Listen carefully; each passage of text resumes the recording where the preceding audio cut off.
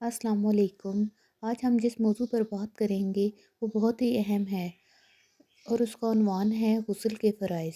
غسل کے فرائض کتنے ہیں یہ ہم میں سے سب لوگوں کو معلوم ہونا چاہیے، کیونکہ اگر غسل کے فرائض میں سے ایک فرض بھی چھوٹ جائے تو ہمارا غسل مکمل نہیں ہوتا اور ہم پاک نہیں ہوتے۔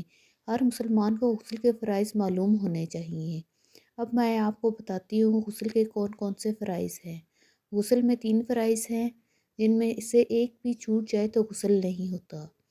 نمبر 1، منہ بھر کر کلی کرنا، یعنی کہ آپ اپنے منہ میں پانی ڈالیں اور پورا منہ بھرا ہو اور پھر کلی کریں۔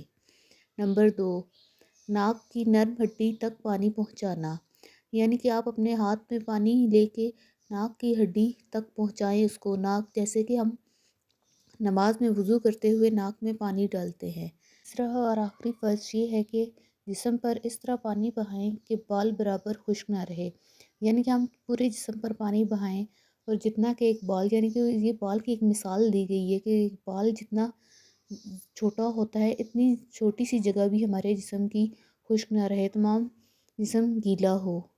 یہ غسل کے فرائض سے اور یہ بہت ہی ضروری ہے اور ہر ایک مسلمان کو پتہ ہونے چاہیے۔